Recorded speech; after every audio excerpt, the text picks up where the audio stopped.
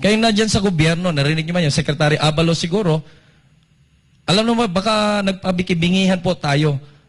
Nire-remind ko po sa inyo, alam niyo po yung word na yan, yung katagang na yan, at all costs, kukunin at kukunin niyo si pastor, papatayin po ninyo, i-assassinate po ninyo.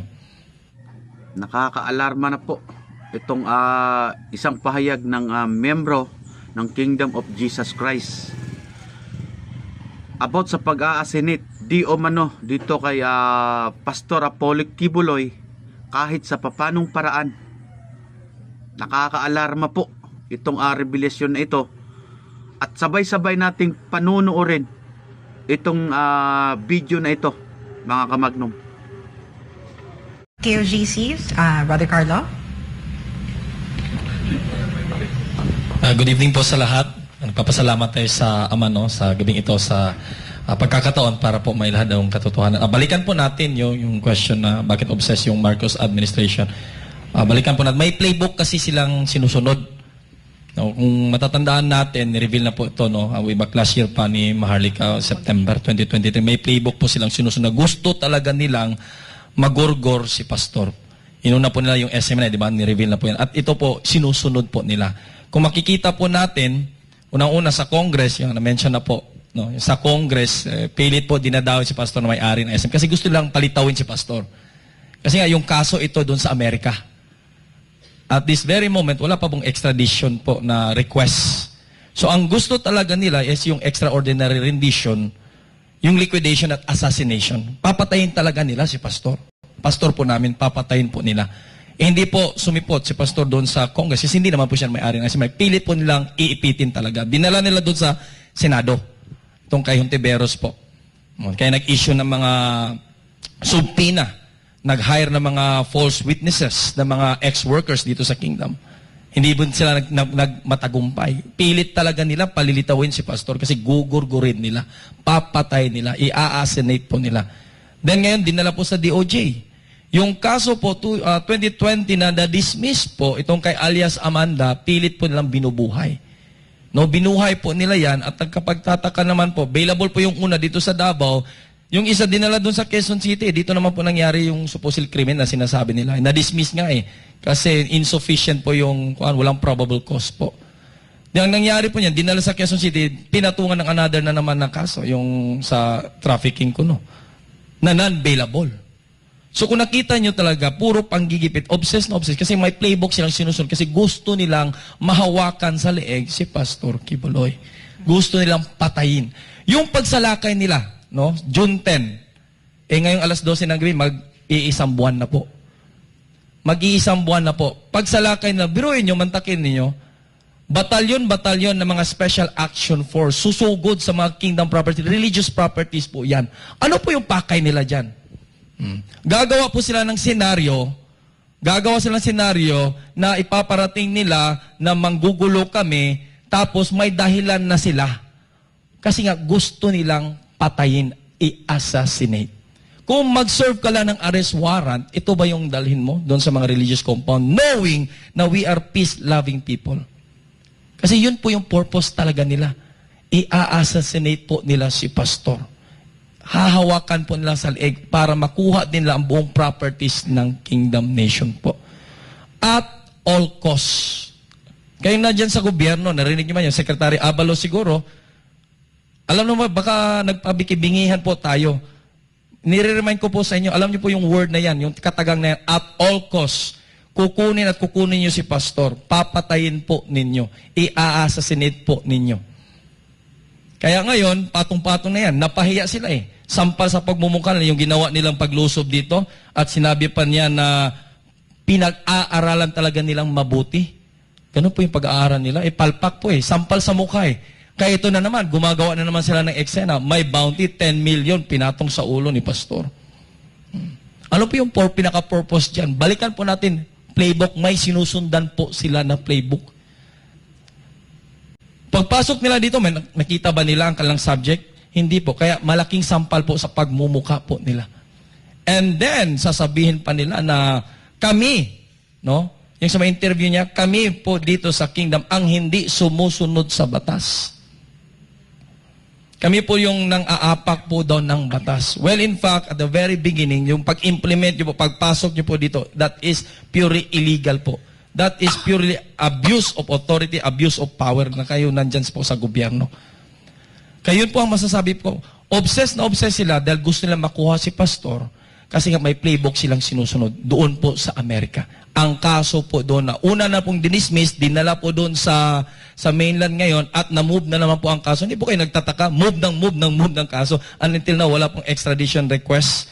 Kasi nga ito sila papasok. Ito pong extraordinary rendition, ito pong liquidation at ito pong assassination. Balikan ko lang yung direction pala yung plano nilang kukunin yung mga kingdom properties. Ang Kingdom Nation po at si Pastor Quiboloy, ni isang sintimo po, wala po kaming ninakaw sa inyo. Kayo po ang nasa gobyerno ang mga magnanakaw.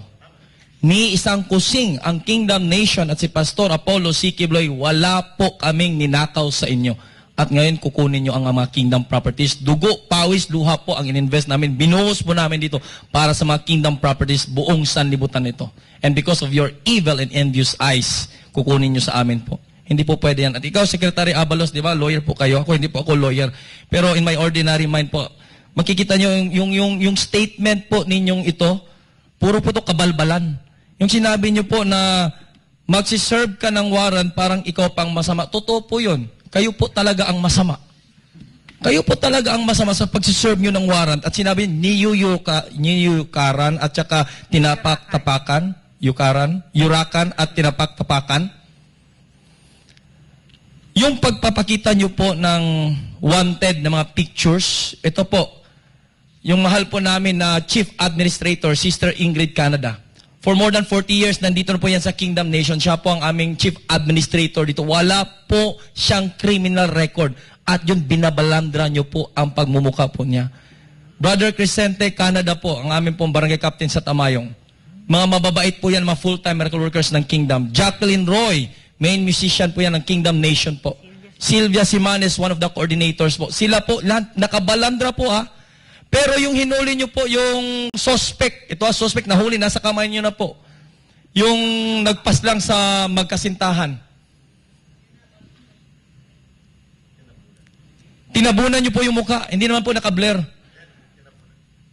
Biruin nyo yan, sino po nagyurak ng karapatan? Kami po ba dito sa Kingdom, wala pong human rights at sila po may human rights, hindi nyo po pinakita yung mukha kasi nga may human rights sila. Yung driver ng van, ng Alitagtag, Batangas drug bus ninyo, na para bang drama-drama lang. Yan o, nakablur po yung mukha.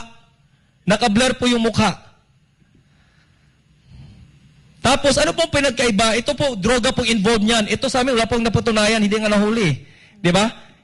Pilit nilang nakabail nga yan. Tapos, we present, pumunta doon personally po yung ating mga Kingdom full-time miracle workers po, sila, Ate Ingrid po, lahat po sila. Kasi available naman po yung kasong yan. And now, you are displaying their faces, yung mga picture po nila, na as if they are the greatest criminal. Sino po ang nag-apak ng karapatang pantao, Secretary Abalos? Compare to these people na nahuli nasa yung kamay nyo na and then telling us na because of human rights, to preserve their human rights, hindi pwedeng ipakita yung mga mukha nila. At ito, Chief Administrator po namin sa Kingdom Nation, nagsakripisyo po para kasama po namin mahal pastor para po sa bansang kaharian, nagturo po sa amin ng kabutihan. Inosente po. Binabalandra nyo yung pagmumukha po nila dyan. Sino po ngayon ang nag-aabuso ng kanilang otoridad at kapangyarihan? Kayo po na nasa gobyerno. Sino po ang masama ngayon? Hindi po kami, kayo po na nasa gobyerno. Especially po, ikaw po, Secretary ka pa naman ng Interior Local Government, Abalos. At may angas at may kakapalan pa kayo ng mukha. Telling in our face, especially you, PNP Chief Marbel, calling our pastor, he is not a pastor. Who are you? Sino po kayo para sabihin po na si Pastor Apollo C. Quiboloy hindi po pastor at fugitive po siya ng batas? Sino po kayo? Ikaw, babalik ko po siya yung tanong. PNP ka naman, Chief ng PNP, Philippine National Police. Di ba dapat Chief ka ng Philippine National Police at you have to serve and protect us na mga mamamayan ng bansang ito? But you are not serving and protecting us. You are serving and protecting sa interest ng mga politiko na pinaglilingkuran po ninyo. And you have the guts at kakapalan ng mukha na tawagin po si pastor na hindi po pastor. Kayo po, chief po ba kayo ng pambansang pulisya ng Pilipinas? O chief lang po kayo sa nag-utos sa inyo dahil sa pang-personal na interest?